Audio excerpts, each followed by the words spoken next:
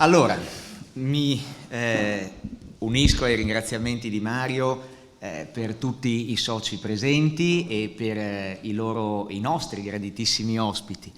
Ringrazio poi in particolare Elena e Arrigo Bidoli per l'ospitalità nella loro bellissima sala conferenze in questa cantina, che è un luogo storico a cui loro hanno dato nuova vita, e naturalmente ringrazio il nostro ospite Emanuele Scarello, che è un mito della ristorazione friulana quantomeno, e che vado a presentarvi brevemente. Quello di questa sera è l'ultimo di un piccolo ciclo di incontri sul tema arte e poesia nell'artigianato, un ciclo di meeting che si è svolto nell'arco di 6 mesi circa e che ha visto ospiti l'architetto Enrico Sello, l'enologo Gianni Menotti, il maestro profumiere Lorenzo Danteferro, e oggi concludiamo con un ospite d'onore.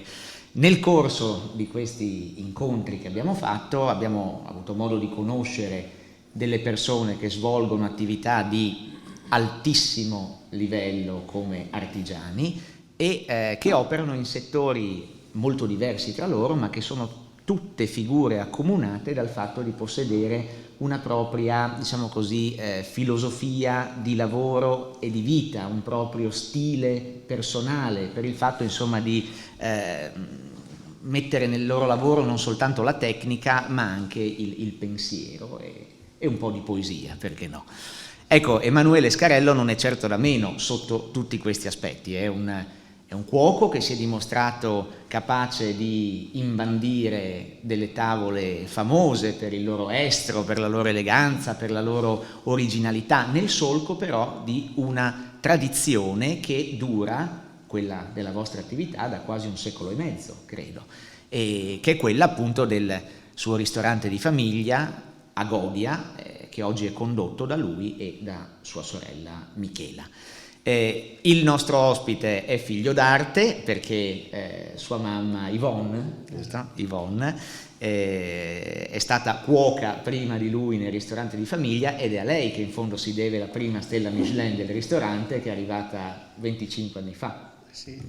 25 anni fa, quando Emanuele aveva da poco cominciato a lavorare nella cucina di famiglia, e poi la seconda stella Michelin, che ancora campeggia sull'ingresso del ristorante di Godia, è arrivata nel 2013. Ma poi negli ultimi anni la loro attività di famiglia si è notevolmente allargata, perché 3 anni fa ha aperto ufficialmente un nuovo ristorante in Croazia, a Rovigno, e un ristorante che pochi mesi dopo la sua apertura è stato subito premiato con la prima stella Michelin, e poi circa 1 anno fa nella piccola isola delle Rose, nella laguna di Venezia, la famiglia Scarello ha preso in gestione un ristorante all'interno di un resort meraviglioso. Sono anni quindi insomma di grande sviluppo per l'attività di famiglia, e immagino anche di grandi scommesse, no, per voi, anni che sicuramente Emanuele interpreta non solo sulla base della sua esperienza e della sua tecnica straordinaria, ma anche ponendo al centro della propria attività il fattore umano e un'idea di sostenibilità sociale e ambientale della sua ristorazione. E a me piacerebbe partire un po' da questo punto, perché Emanuele, prima di parlare di cucina è importante parlare di persone, cioè ogni organizzazione, sia imprenditoriale sia associativa, ha come fondamento le persone che la compongono, che non sono soltanto fattori della produzione, come direbbero gli economisti, ma sono anche alla base dell'aria che si respira, del benessere o del malessere che viviamo quando raggiungiamo il nostro luogo di lavoro, quando entriamo in un ristorante, quando entriamo in un qualsiasi luogo popolato da persone. E devo dire che quando si entra agli Amici a Godia ci si accorge subito che le persone contano, ecco, nel rendere memorabile, indimenticabile questa esperienza. Ecco. Dico bene, Emanuele? Sì. Buonasera a tutti, grazie Matteo dell'invito e grazie a voi di essere qui. È un po' strano, no? Che un cuoco sia di fronte a voi non in giacca bianca, ma anch'io sono in borghese, tant'è che stasera mio figlio, quando mi ha visto uscire così, mi ha detto: papà, dove vai? No? Perché non è abituato neanche lui. Una piccola riflessione: ho ascoltato molto attentamente i valori che ha letto lei ed è bello, magari voi li ascoltate sempre, però è bello per me che arrivo da fuori poterli ascoltare e vedere dove sono allineato, dove devo lavorare, dove devo migliorarmi. Quindi grazie per avermi dato questi spunti e sicuramente tornerò a casa arricchito da questo. Io vi posso raccontare un po' quindi com'è la mia vita, com'è la vita di uno chef. È una vita fortunata perché mamma e papà, ma qui davanti ho Stefano che lo sa me, poteva raccontarti tutto lui.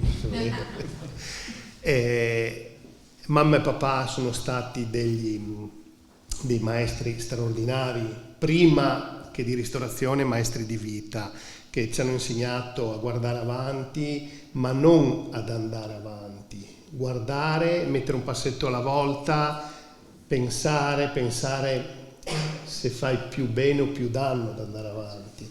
Quindi anche questa riflessione è stata molto bella, molto importante per noi. Indubbiamente, comunque, arrivando ai giorni nostri, il cambio di passo inevitabile, inequivocabile, si è compiuto, come dicevo proprio prima con Stefano, nel momento del Covid. Il momento del Covid, boom, 0-0, palla in centro, fermi tutti e si va nello spogliatoio. Sì, si va nello spogliatoio perché noi abbiamo dei ragazzi che arrivano da fuori. Una squadra di campioni non la puoi fare solo con i ragazzi del tuo paese. C'è la necessità di pescarli fuori e di metterli nella condizione di vivere bene vicino a te. E quindi abbiamo ancora queste staff house, quindi abbiamo preso Godia delle case, abbiamo 3 case in cui abbiamo messo a vivere tutto il nostro personale. E in quel momento lì, quando c'è stato questo famoso lockdown, io avevo ragazzi che arrivavano da Parma, arrivavano dal Veneto, arrivavano dall'Abruzzo, arrivavano dalla Lombardia, e loro da un momento all'altro si sono trovati bloccati, no? Ci siamo trovati bloccati e lì è stata una visione di mia sorella bellissima che ha detto: ok, noi andiamo avanti, cosa possiamo fare? Fate quello che volete, però noi ci mettiamo come obiettivo tutte le mattine di fare questi 10.000 passi della salute assieme e di fare la colazione assieme. E da lì abbiamo iniziato a frequentarci in una maniera diversa. Poi se ve lo ricordate sicuramente, era una primavera caldissima, abbiamo iniziato a tirare fuori il tavolo del ping pong, abbiamo iniziato a stare tutta la giornata assieme in ristorante, senza lavorare, ma parlandoci gomito a gomito e ascoltando tutto quello che avevano anche bisogno loro, no? Perché fino in quel momento noi andavamo via come un treno ad alta velocità. Se non ti piacevano le mie regole, scendevi alla prossima fermata e saliva qualcun altro. E lì invece ci siamo fermati, li abbiamo ascoltati ed è nato qualcosa di straordinario. Magari, come ha detto lei prima, rinunciando a qualche cosa, non mettendo davanti prima il mio interesse, ma l'interesse cos'era? L'interesse era dare, noi e Michela diciamo, profondità al nostro progetto, quindi gli amici, che cos'era? Ci siamo chiesti, che cos'è gli amici? Niente, gli amici in quei giorni lì ci siamo accorti che era una parte immobiliare bellissima, arredata bene, con delle belle luci, dei bei tavoli, delle belle posate, tutto bello, ma una parte immobiliare, quindi gli amici non esisteva, perché gli amici siete voi quando venite, è un telefono che suona, è un chiacchiericcio, sono i ragazzi del nostro staff che parlano, quello erano gli amici e noi non volevamo rinunciare a quello e volevamo semplicemente renderlo ancora più forte. E allora abbiamo detto che non ci piaceva più neanche a me e a mia sorella fare quei turni che si facevano, perché eravamo dentro H24, 6 su 7 e via. Abbiamo cambiato, abbiamo deciso di chiudere, abbiamo calcolato bene il break-even, si dice, no? Ok? E abbiamo fatto questo studio millimetrico per capire fin dove potevamo essere flessibili. E lì abbiamo detto, ok, i nostri ragazzi saranno con noi se noi andremo in quella direzione. Mi sto emozionando perché è stata una scelta difficile, no? Perché la prima cosa che chiudi è il cassetto e dici non ci saranno più certe entrate, però riuscirò a mantenere lo staff. Ecco, oggi si parla di capitale umano, ma forse noi 3 anni fa, 4 anni fa l'avevamo già sentito dentro. Quindi con questi ragazzi abbiamo pensato bene che non riuscivamo a cambiare l'intensità del ristorante, perché è innegabile. Se Matteo viene a pranzo, vuole godersi la tavola fino all'ultimo, arriva a mezzogiorno e mezzo e va via alle 4, ma poi Stefano vuole godersi la serata, arriva alle 7:30 e sta fino alla 1. E non posso mica dirti a te vai via, oppure a te Stefano voglio chiudere. No, dobbiamo regalarvi questo bellissimo momento, questa grande esperienza. E quindi ci siamo resi conto che non potevamo cambiare l'intensità, ma solo ridurre la frequenza. Da lì abbiamo deciso di chiudere domenica sera, lunedì, martedì e mezza del mercoledì.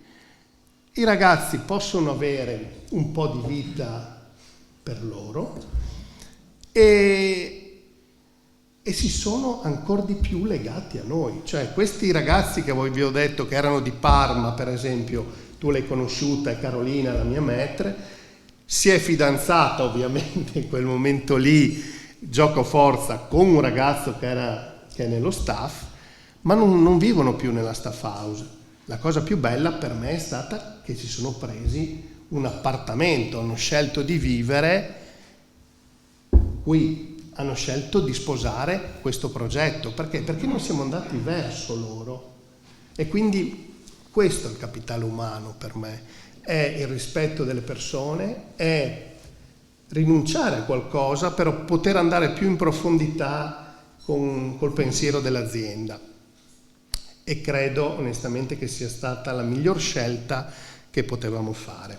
Beh, è un po' strano però, no? Che io venga qua, chef, tu mi hai decantato così, la mamma aveva preso le stella, io ne ho prese 2, l'ho presa anche in Croazia, adesso ho aperto a Venezia e parlo di altre cose. Sarebbe più bello parlare di ricette.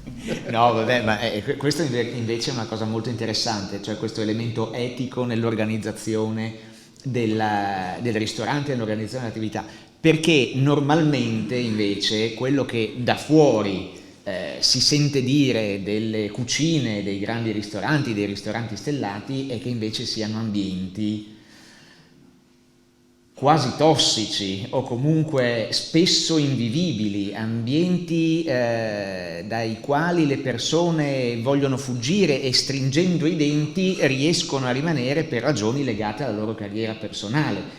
Immagino che di queste esperienze tu ne abbia anche viste nel tuo passato o comunque ne abbia sentito parlare. Ecco, questo è bello, no? Questo punto di vista, Mattia, perché dici questi ambienti che ti creano stress, no? Ti generano uno stress negativo, perché lo stress è ottimo se ti fa crescere, ma se è negativo, lo dice la parola stessa, no.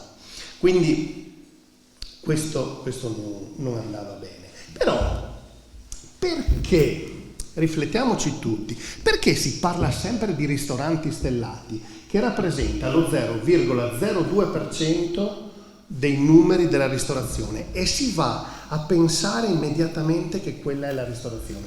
Noi non siamo la ristorazione, noi siamo la Formula 1, non siamo una macchina che corre in strada, noi siamo la macchina che deve essere perfetta. È chiaro che dobbiamo essere altamente performanti. Oggi lo siamo, ma abbiamo imparato, Michele ed io, a responsabilizzare questi ragazzi. La cosa bella, oggi era il giorno di riposo, si sono trovati in 14 del nostro staff per andare a assaggiare dei vini. Io facevo altro oggi. Mi hanno detto, chef, vieni. Mi sono sentito in difetto dirgli di no, perché è bello vedere che loro, in un giorno di riposo, l'hanno speso per imparare di più.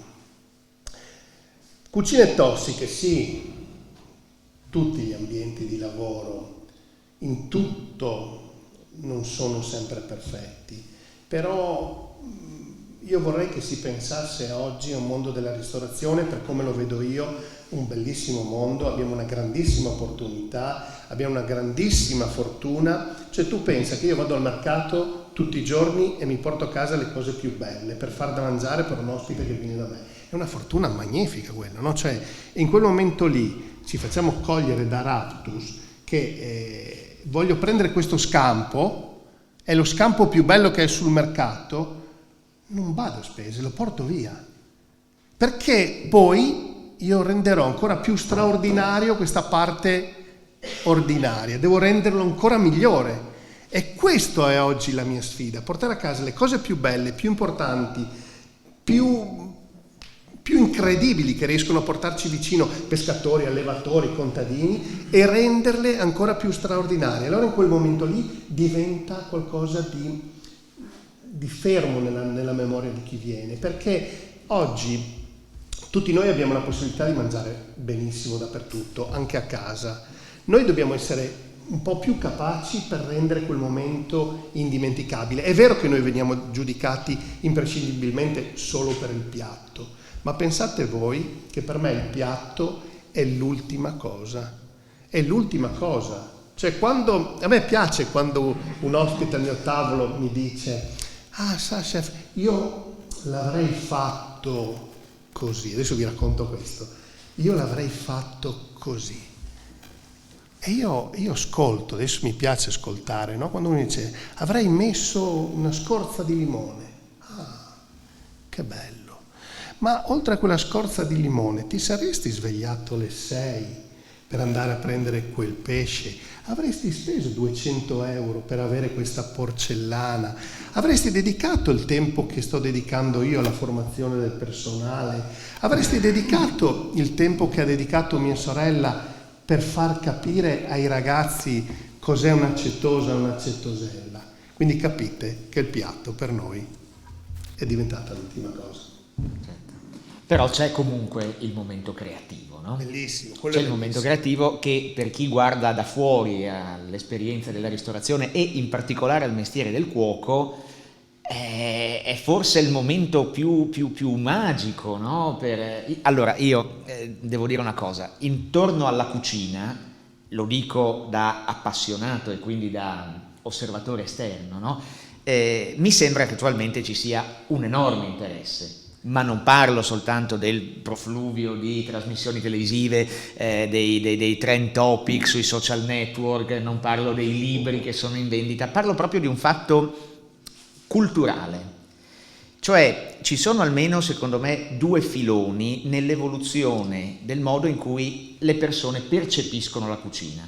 E uno di questi filoni, poi magari parliamo anche dell'altro, ma uno di questi filoni riguarda la figura del cuoco, che è stata, mi pare, oggetto di una impressionante rivalsa sociale. Cioè, cucinare viene sempre più spesso inteso come un mestiere creativo e come una attività che consente al cuoco di realizzare la propria persona. Quanto è vera, diciamo, questa ricostruzione, questa lettura? Grazie per questa domanda, è molto bella, perché il lavoro del fare ospitalità, di fare il ristorante, è un lavoro intangibile. Il tuo lavoro è tangibile, il tuo Stefano è tangibile, il mio no, perché poi lavoriamo su questa bottiglia, voi la vedete in una mania, tutti stiamo guardando questa bottiglia, ma ognuno la guarda da una prospettiva diversa e diventiamo tutti, lì lo giochiamo sul rapporto proprio dell'oggettivo e del soggettivo. Cos'è oggettivo? Se io vi dico anzi, dimmi tu, posso scrivere qua dietro? Dimmi tu un piatto e questo diventa una cosa da discussione bella, perché tu mi dici un piatto e io me lo immagino, perché voi, parlo senza il microfono perché in cucina sono abituato, non ho microfono, allora, perché voi quando leggete un menù di un ristorante c'è scritto un piatto, ma siete voi che gli date l'immaginazione, gli date la vita a quel piatto, non è il cuoco ancora. Perché se tu dimmi un piatto che hai nella tua memoria e io te lo disegno come lo penso io. Un piatto dei tuoi? Un piatto dei tuoi, un piatto che ti piace mangiare. Tagliolini, burro e tartufo. Beh, questo è un grande classico, però potrei lavorare in una maniera diversa col burro, tecnicamente entro lì. Però, non so, facciamo il pollo alla cacciatora, che lo conosciamo tutti, no? Il pollo alla cacciatora, per esempio, mia mamma o mia nonna lo facevano nella padella. Ma oggi, a livello di tecnica, io posso pensare di prendere una parte non nobile come il petto, ma meno nobile, però che ha una masticazione diversa come la sopracoscia. Ok? La apro tutto, la disosso e la vado a cucinare. So che per me apro e chiudo una parentesi. Questa per me è la cottura, no? Questa è proprio, cos'è la cottura? È questo. Se alzo la temperatura sto meno tempo, contrario, se faccio una temperatura più bassa sto più tempo. Cos'è la differenza? La differenza è la resa. 1, 2 è il gusto, 3 il colore. Però questo lo affronteremo magari un'altra volta. Però io ti dico il pollo, facciamo questa sopraccoscia di pollo e la vado a cucinare in bassa temperatura.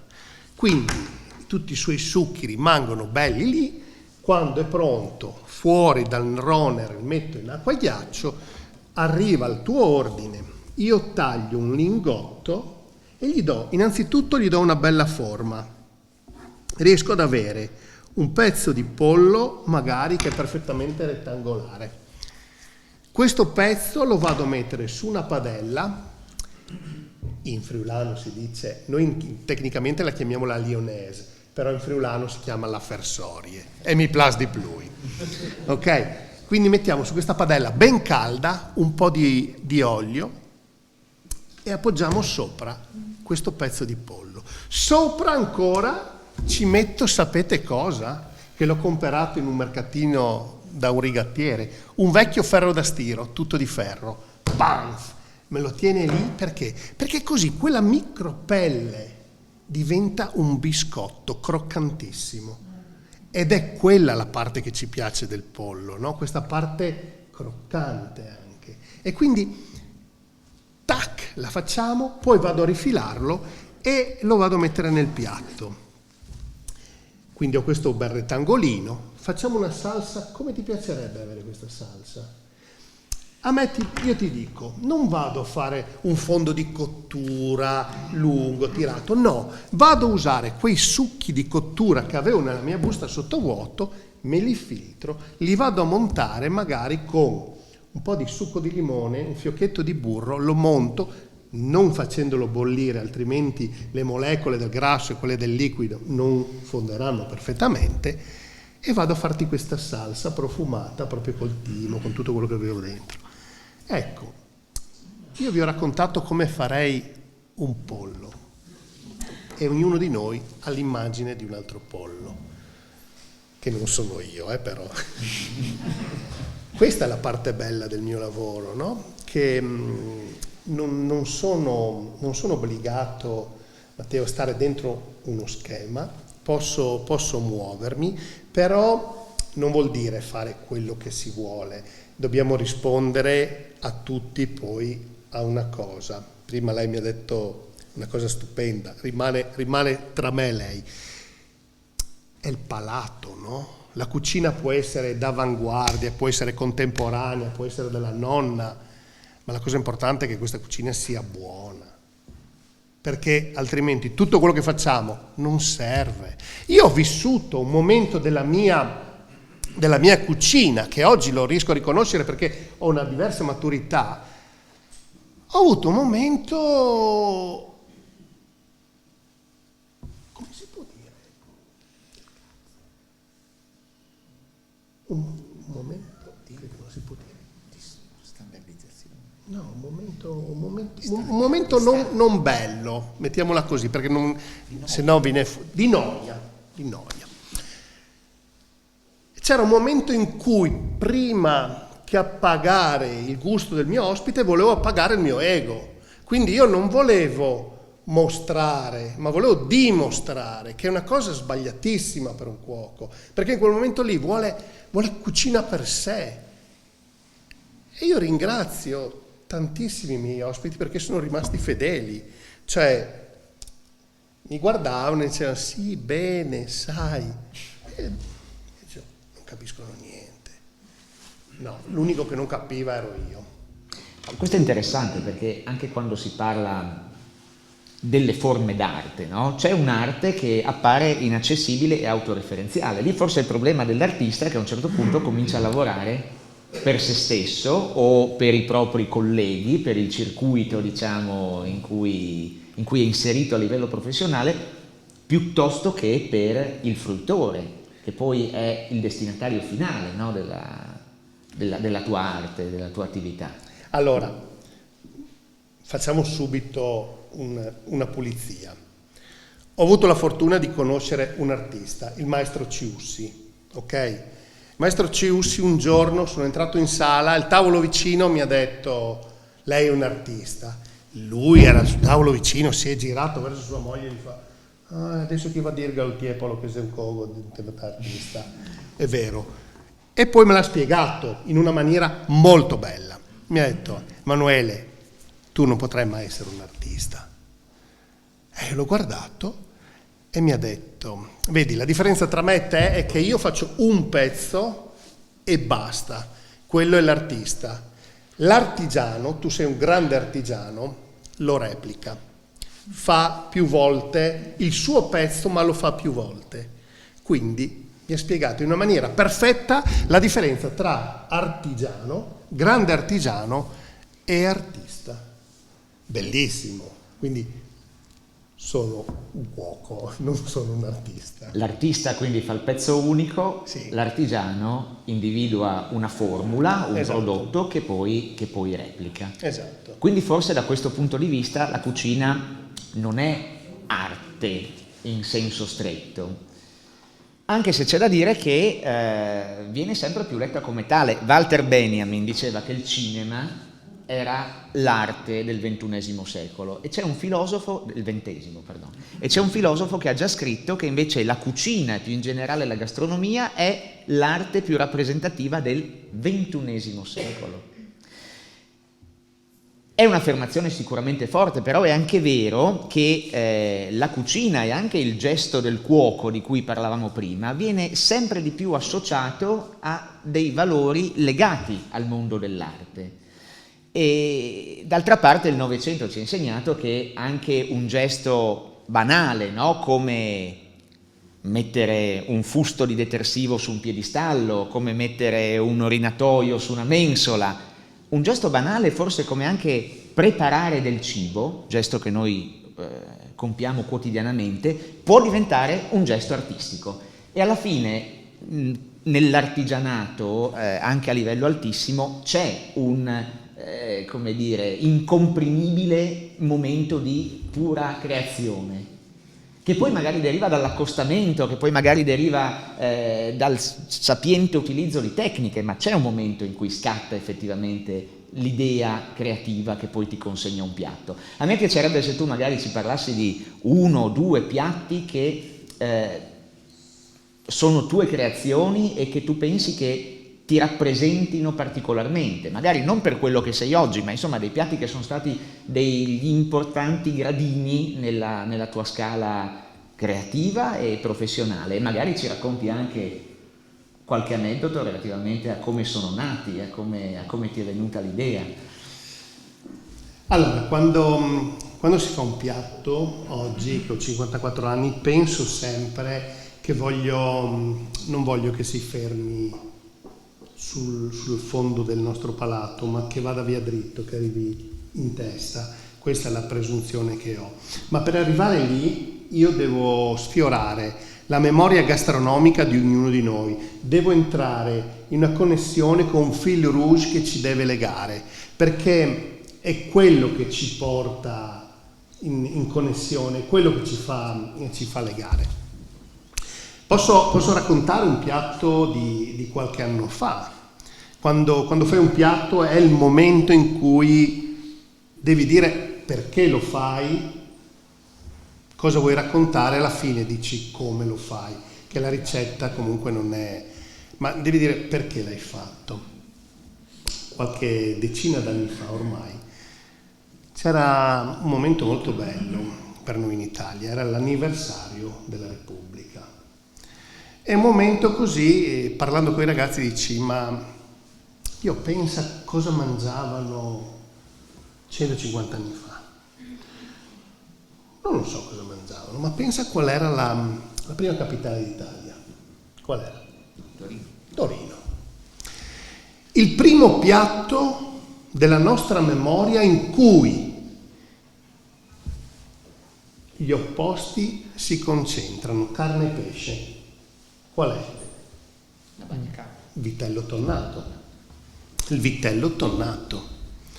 Quindi inizia a pensare che vuoi dedicare un piatto alla tua nazione, vuoi dare una lettura diversa, saprai cosa devi raccontare a livello gustativo a un tuo ospite, ma in quel momento lì devi iniziare a pensare qualcosa di diverso. Uno, il vitello così cotto, buono, sì, però volevo fare qualcosa di più succulento, di più morbido. Due, il tonno, io che sono relais chateau, non lo posso usare perché è un animale in via di estinzione, quindi se voglio essere sostenibile non lo potevo usare. Ma volevo avere questa parte di pesce. E poi la terza cosa era questa cremosità. Quindi 3 elementi in un piatto. Vitello, tonno, parte cremosa. Ho preso un filetto di vitello, l'ho cotto sotto vuoto a 55 gradi, è un filetto che rimane rosa, ok? Però non è bello l'impatto visivo, perché quando tu lo togli dalla busta hai questo filetto rosa che ti assomiglia quasi a un grande wurstel, ok? Quindi dovevamo lavorare sull'impatto visivo anche. E cosa potevo fare? Ho detto, tonno no, ma voglio portargli il pesce. Qual è il pesce più povero? Le alici. Le abbiamo fatte grigliare, poi le abbiamo fatte essiccare al forno, poi le abbiamo frullate e le abbiamo mescolate con del semplice pane.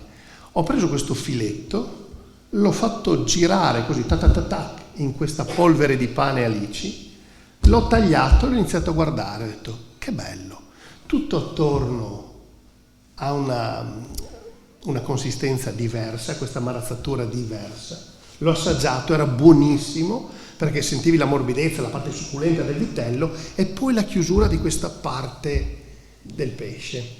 C'eravamo, ma mi mancava la parte soffice, grassa, della cremosità che ha il vitello tonnato. E da lì ho detto, ok, faccio un uovo, anch'esso cotto in bassa temperatura, perché sapete la follia di Scarello dove è arrivata? È arrivata a pesare le uova. Sì, peso le uova perché so che per ogni grammo c'è 1 minuto di cottura. Le uova pesano attorno ai 55 grammi, quindi so che un uovo da 55 grammi sta 55 minuti a 63 gradi, provate. Ed è perfetto, è la cottura perfetta dell'uovo, dell'albume del tuorlo. Scusatemi, io ve l'ho detto prima, che io io ho la fortuna di girare in Formula 1, no? Quindi lavoriamo su queste sfaccettature qua. Ok, facciamo questo uovo, poi lo rompiamo, lo estraiamo dal guscio, ci rimane questa gelidificazione tra albumo e tuorlo perfetta. Bene, in quel momento lì l'ho iniziato a montare con un po' di olio extravergine, un pizzico di sale, 2 gocce di limone, una punta di senape, ed è venuta fuori una maionese straordinaria.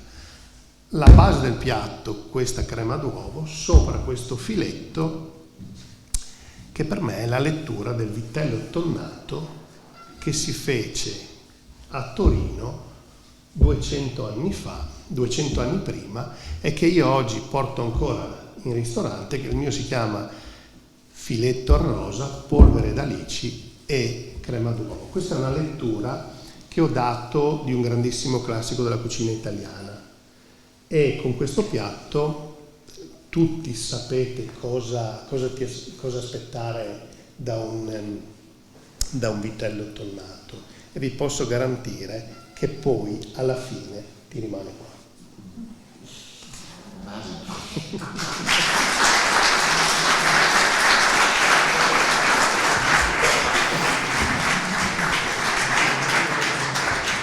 Ecco, hai parlato di un piatto della grande tradizione piemontese e Certo. italiana. Ecco, mi piacerebbe sapere qual è più in generale il tuo atteggiamento nei confronti della cucina tradizionale e magari, perché no, della cucina friulana.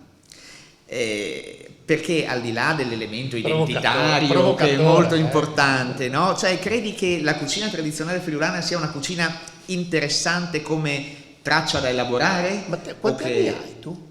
38 quest'anno. È un frutto. Oppure pensi che sia una cucina destinata a scomparire, se non magari per quei 2 o 3 piatti che tutti conoscono? Grazie, bellissima domanda. È chiaro che mi hai messo il muro, perché adesso dico fino in fondo quello che penso. 54 anni, 45 anni fa, qualcuno di voi se lo può ricordare, arrivavano in Italia i primi kiwi, ve li ricordate? Frutto calibrato così, perfetto, arrivava tutto dalla Nuova Zelanda, era marrone per fuori. Io prima d'ora non avevo mai mangiato un frutto marrone, e dentro, cioè il marrone, la mia testa lo leggeva come legno, e dentro verde, quindi crudo, no? Ok, perché ti dico questo secondo te? Perché la storia si cambia e noi dobbiamo essere bravi a guardare avanti, però stando attenti a non perdere le nostre radici. Di questo io voglio essere custode, delle mie radici, dei miei semi, perché quella volta mia madre che mi faceva mangiare questo kiwi, che a me non piaceva, e mi metteva lo zucchero e il miele per farmelo mangiare perché era ricco di vitamine, no? Faceva benissimo. Ma ci siamo dimenticati che oggi Friuli è diventato uno dei massimi produttori di kiwi. C'è qualche produttore di kiwi qua? No, ok. A discapito della mela seuca. Stiamo perdendo la mela seuca e non facciamo niente. L'anno scorso è stata venduta l'azienda agricola più grande della nostra regione, 500 ettari, 400 capi di bestiame, tutta pezzata rossa. Quanti di voi lo sanno questo? Nessuno. Lì è un patrimonio genetico nostro. Di questo io voglio essere un guerriero. Non possiamo permettere queste cose qua. Un piatto lo possiamo cambiare, ma mio figlio deve poter mangiare la mela seuca e deve sapere che cos'è un latte di pezzata rossa. Era l'azienda bio più grande che avevamo in Friuli, a Marianis. Io di queste cose vado fuori di testa. Dopo possiamo mangiare tu da una parte e io dall'altra il miglior frigo della nostra storia, però dobbiamo mantenere questi posti dove si produce qualcosa di unico, qualcosa che ha creato la mia storia, la nostra storia. La latteria di Godia, adesso c'è questa mostra bellissima al museo Dio santo, museo di fronte all'hotel Altran a Udine. Il museo.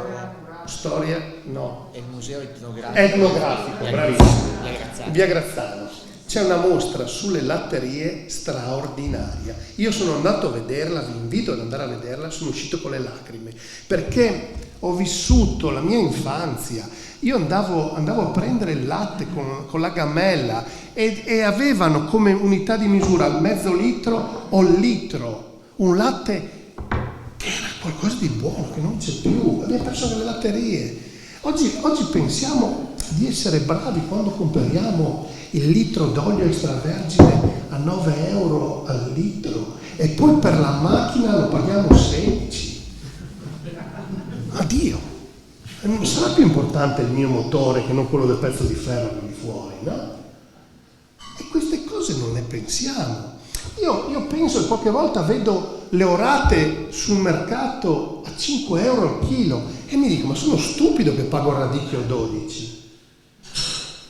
Ecco, questa è la cucina che voglio. Non mi interessa se è moderna, se è tradizionale, ma voglio che rimanga ancorata su queste tradizioni che prima di noi hanno salvaguardato e che noi dobbiamo farlo. Tu che sei ancora più giovane di me, ti chiedo, dato che sei molto rapido su questo, di fare qualcosa, perché anni fa c'è stato fatto questo grandissimo lavoro per salvare dei vitigni importanti e oggi possiamo continuare a avere il Pignolo, per esempio. Oggi siamo in una casa magnifica, ma hanno fatto un grandissimo lavoro per salvare questi vitigni che erano un po' persi.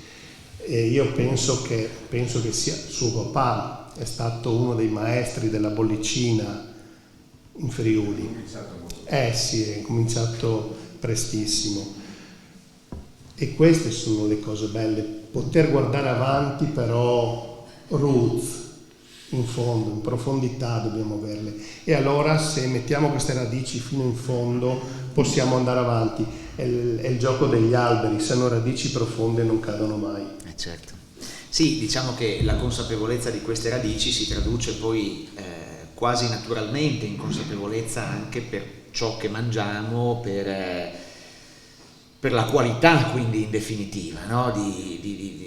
Degli elementi con cui ci nutriamo. A me ha fatto impressione leggere alcune cose di recente sui cosiddetti cibi ultraprocessati. C'è un articolo che è apparso di recente sul British Medical Journal, dice che i cibi ultraprocessati, che sono, intendiamoci, quelli che si ottengono con ripetute lavorazioni industriali, ma certo, parliamo anche di cibi insospettabili, anzi di cibi che talvolta sono addirittura associati ad un'idea sana di alimentazione, come i cereali per la prima colazione, i cracker, le gallette di riso, gli yogurt aromatizzati.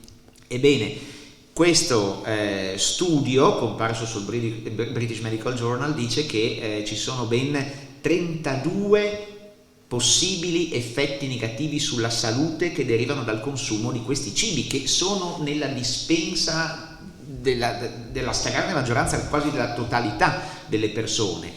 Problemi che vanno da un aumentato rischio cardiovascolare a un maggiore rischio di sviluppare ansia, disturbi mentali, diabete di tipo 2. Ecco, allora, da un lato siamo ostaggio di una sorta di incanto collettivo per cui parliamo di cibo dalla mattina alla sera, sui nostri telefonini scorre un flusso infinito di piatti, ricette, show cooking e cose simili, però spesso non siamo in grado di riconoscere, per mancanza di consapevolezza, persino, non so come dire, i cibi che possono rappresentare una minaccia per la nostra salute. E allora volevo chiedere a te, insomma, lanciarti uno spunto, avere un tuo suggerimento su quello che è, secondo te, il corretto approccio a questo problema e che cosa consigli tu da cuoco di fare nel nostro quotidiano per trattare meglio il nostro corpo, ecco, per scegliere meglio che cosa mangiare. Allora, dobbiamo fare subito un grande distinguo, Matteo, che in ristorante, per fortuna, si viene ancora per un momento di godimento, no? Quindi lascio fare ai dottori la scelta di cosa dobbiamo mangiare per star bene. Quello lo sanno meglio di me, anche se magari non sono capace di fare una ricetta, però ricetta inteso una padella. Io dal mio punto di vista, per il mio ruolo, per quello che faccio, devo conoscere bene la materia e devo sapere che cosa sto facendo, devo sapere la cottura che sto facendo, devo saperla gestire. Sai, io ho lottato per anni in casa mia con mia moglie e i miei figli, quando li vedevo a colazione che mangiavano dei biscotti che tutti voi potete immaginare che non erano fatti da me, e io gli dicevo non si può prendere il grasso di palma, e lui mi dicevano ma papà, ma se lo usano in tutti i biscotti c'è il grasso di palma. Sì, ma non può andare bene perché ha un punto di fusione diverso. Una volta che lo butti dentro ti rimane lì, non andrà mai fuori questa parte qua. Devi sapere tu cosa io da cuoco devo sapere che cosa metto in un piatto.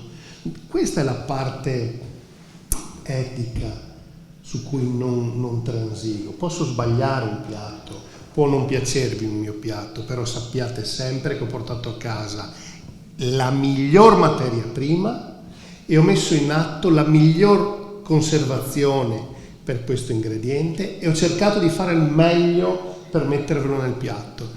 Se poi non vi è piaciuto, questo rientra sul parte soggettiva, però io oggettivamente ho fatto tutto quello che potevo fare e questo penso che a livello etico sia una grande ricchezza mia.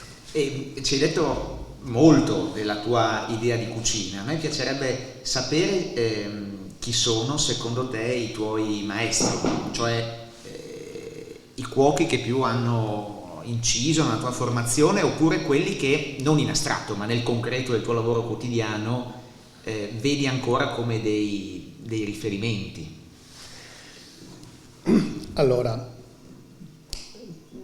proprio stamattina, pensando un po' cosa mi piaceva raccontarvi tutto, ho detto chi sono? Mi sono fatto anch'io questa domanda, ma sicuramente una persona è sempre mia mamma, perché la ritualità, la gestualità che ha lei, che ha questa donna per fare qualsiasi cosa è una cosa folle, pazzesca. È stata la prima, quando tornò dalla Francia, che faceva lavare ai cuochi che c'erano all'epoca le uova con una goccia di mucchina e nessuno capiva il perché. E la mamma diceva da dove escono le uova, come posso tenerle nel frigo vicino a carne, pesce o altre cose. E quindi lei era già inquadrata lì. Tecnicamente magari non è pronta come sono pronto io, però ha un livello di gusto straordinario. E come maestra lei è il mio mentore proprio, no? Poi ho due persone ancora a cui mi sento sempre di dire grazie. Uno che finita la scuola alberghiera avevo mandato il curriculum, avevo mandato che avevo appena finito la scuola, quindi dove avevo mandato? Sardegna, un posto figo, Costa Smeralda, e neanche un mese dopo che ero lì mio padre mi ricordo come adesso, un giorno che lo chiamavo a gettoni, quindi papà tutto bene, c'è il sole, oggi è stato Patrese a mangiare, no? Faccio un esempio, hai mangiato un'aragosta e bevuto una bottiglia di champagne, quello per me era il massimo del lusso, no? E un giorno chiamo mio papà e mi dice guarda, devi tornare a Udine. Come devo tornare a Udine? È un mese che sono qua, devo ancora scoppiare l'estate, ero stato a Porto Rotondo la prima volta in vita mia, no? E lui mi fa sì, perché al Boschetti ti aspetta Giorgio Trentini al Boschetti. Il Boschetti, voi lo sapete, è stato un locale che ha fatto la storia e soprattutto ci ha messo in pista tanti talenti. Io vengo fuori da quella scuola lì e ricordo che c'era questo grandissimo chef, diceva 2 parole, mi diceva buongiorno e buonasera, finito. Non parlava come, perché io ero basso, no? Però era giusto, severo. Ho finito il mio percorso lì, poi ho preso la stella da under 30, quindi è chiaro, no? Che ti senti il pallone d'oro, ti senti un campione, invece mai errore più grande. E un giorno lui mi disse una frase e io gli risposi male. Per anni non ci siamo parlati, ma per anni, finché un giorno si apre la porta dell'ascensore, lui entra e in quel metro quadro eravamo solo io e lui.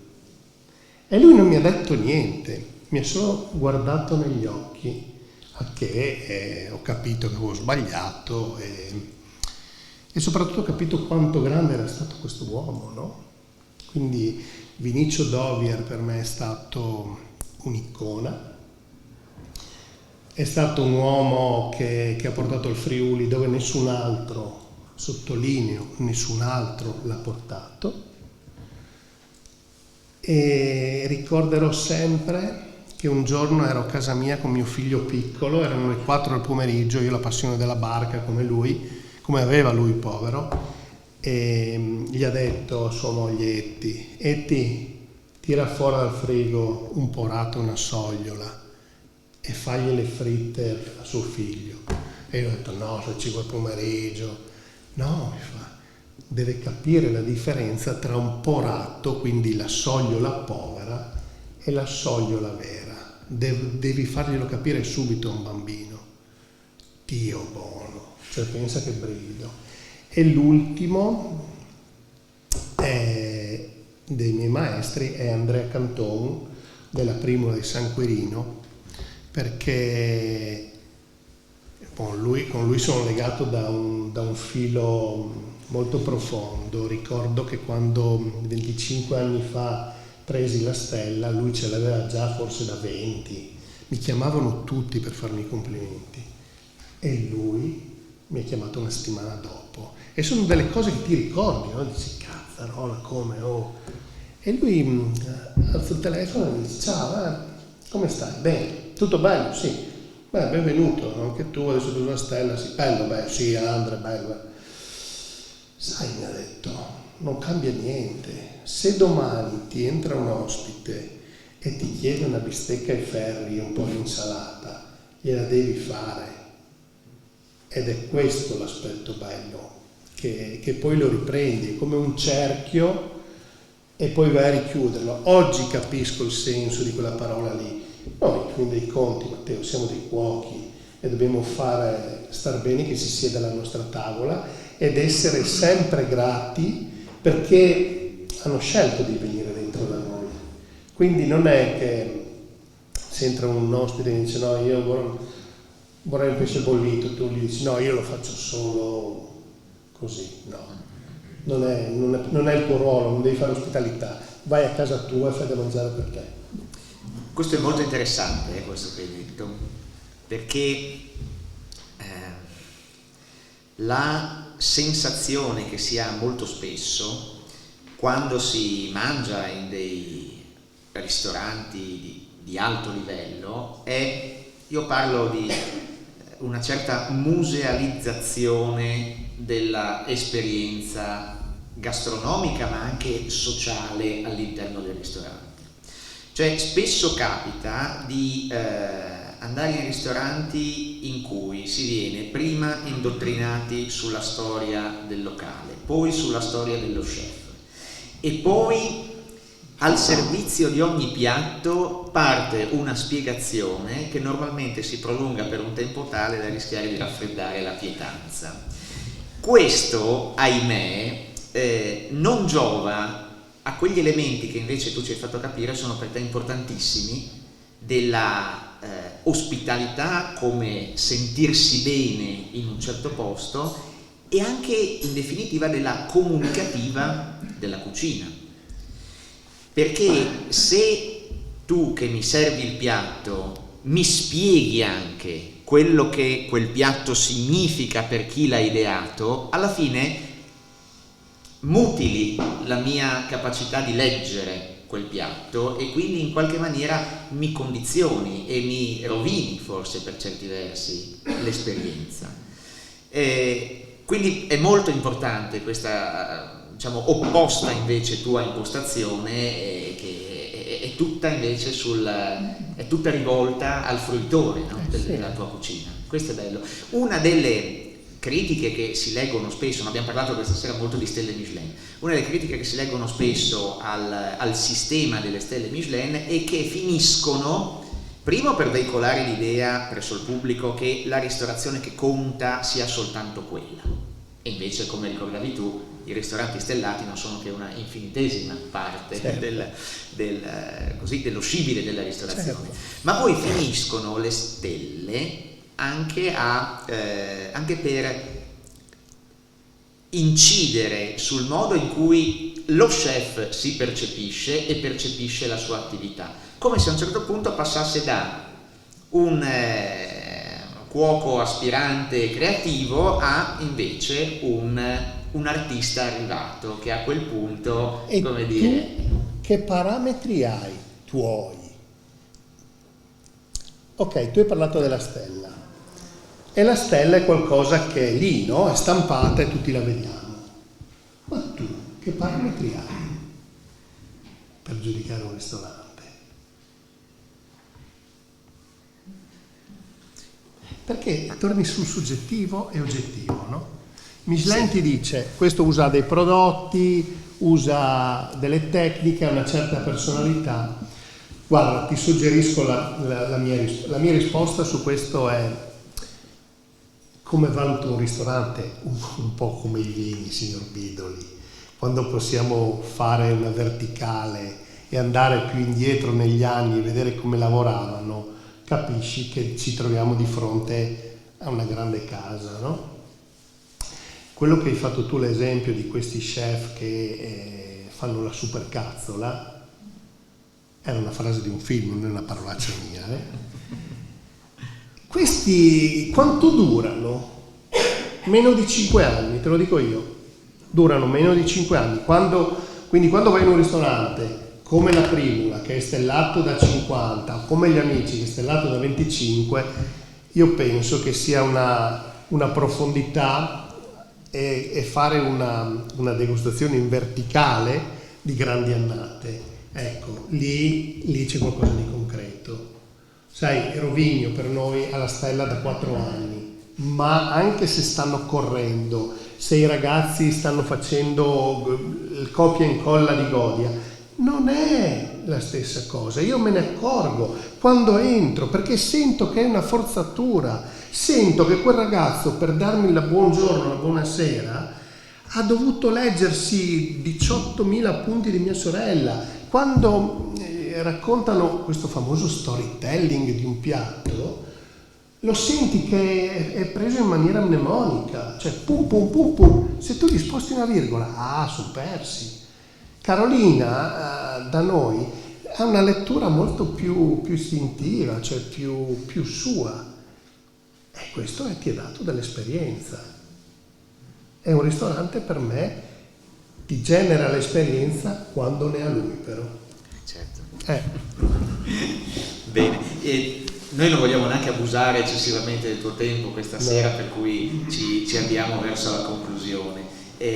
Ci hai detto moltissime cose interessanti e molte cose che ci faranno sicuramente meditare, e spero che più di qualcuno questa sera abbia avuto, diciamo, la curiosità, ecco, di venirti a trovare in ristorante. Io questa sera poi ci tenevo anche a farti qualche domanda un po' più sciocca, se vogliamo, un po' più banale, perché in un momento come quello che sta attraversando la vostra attività, quindi un momento in cui si diversifica l'offerta in diversi ristoranti e in cui bisogna quindi anche parlare di break even, parlare di così peso economico di alcune scelte. Ecco, mi domando, queste scelte e più in generale i vincoli di bilancio, fino a che punto possono pesare sul tuo prodotto e quindi sulla cucina, sull'investimento nella materia prima, sull'investimento nel lavoro in cucina? Allora, fatto sta che gli Amici sta facendo un percorso incredibile, che è quello di diventare una società benefit. Abbiamo dei parametri che dobbiamo ancora mettere a palla, però stiamo andando in quella direzione, ma è sempre profit, deve essere profit. La sostenibilità economica fa parte di un'azienda, voi lo sapete, noi abbiamo più di 70 persone tra dirette e indirette, e quindi quando voglio, per esempio su Venezia, voglio acquistare un bicchiere, devo discutere il budget l'anno prima, devo sapere che lo devo discutere prima. Ho imparato per esempio anche a Rovigno che possiamo fare tutto quello che vogliamo, però devo metterlo a budget. E non mi è mai stato detto di no, ma questo mi ha permesso a me, a Godia, di poter crescere rapidamente e capire subito che queste sono delle policy perfette, cioè sono delle cose che un'azienda lo deve fare. Perché quando siamo ripartiti dopo il Covid, il problema che abbiamo avuto in tanti è stato quello del cash flow. E questo è un momento che devi stare attento, no? Io ti posso dire, se vi fa piacere ascoltare un minuto, com'è l'analisi oggi che abbiamo fatto noi di un ristorante a livello economico. Qual è il momento più difficile per un ristorante? Molto semplice, settembre. Settembre perché?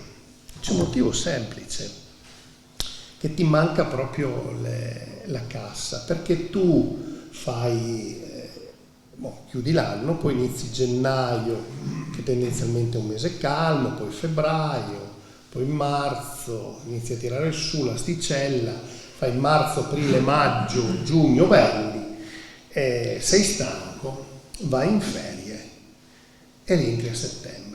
Ecco, oggi, sai, agli Amici devi stare attento su questo passaggio qua, perché quando fermi il carro delle entrate, in quel momento lì, io arrivo a fine giugno, poi a luglio devo pagare gli stipendi e la parte contributiva e tutto, no? Quindi luglio, agosto ti entra a zero, ok?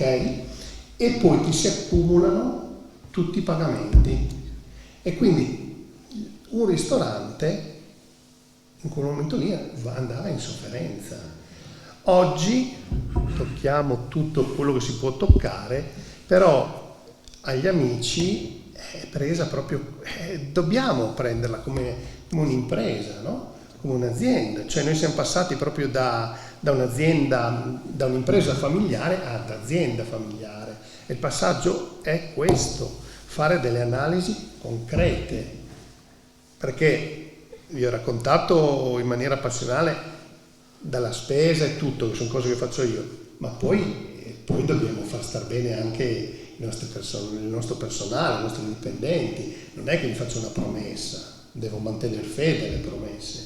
Quindi questo è stato il momento cruciale per tanti. Noi, come vi ho detto, abbiamo avuto la fortuna di vivere il momento brutto del Covid in maniera più aperta, più di discussione, più di proattività con i ragazzi, e da lì abbiamo avuto la possibilità di crescere. Per crescere però non abbiamo preso le decisioni in maniera autonoma io e Michela, prima le abbiamo vagliate, le abbiamo selezionate, abbiamo valutato bene il pro e il contro, ma poi io li chiamo quelli del pulmino perché noi andiamo via solo con i capi servizio, facciamo delle giornate in cui ci chiudiamo dentro un pulmino e andiamo via da qualche parte, però in quel pulmino lì, in quel van, nascono le idee più belle e soprattutto una discussione molto, molto forte. Io l'ho sempre discussa con loro, cioè prima di aprire Venezia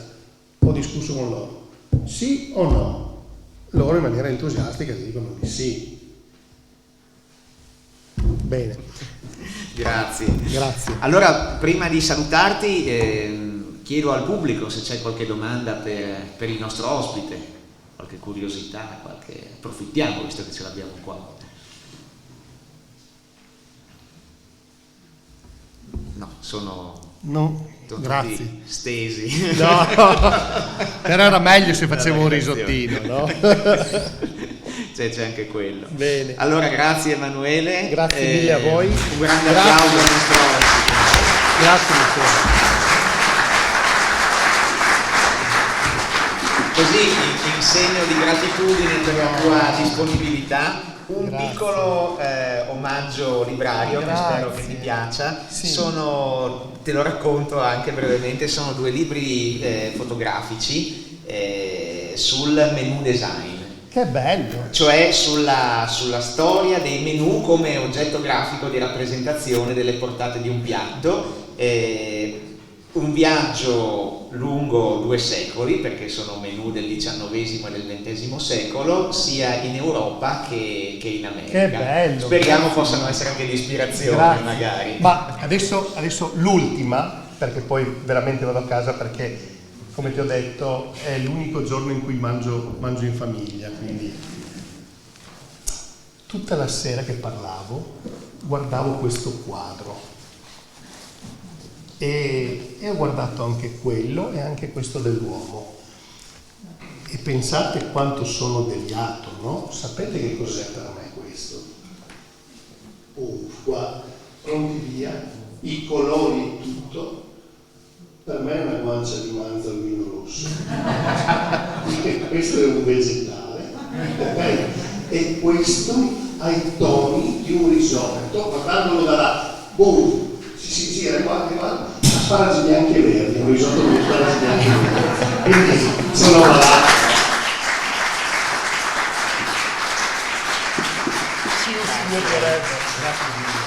Grazie. Grazie a tutti e grazie per questo bellissimo momento. Grazie a te, Emanuele. Grazie. A presto. A presto.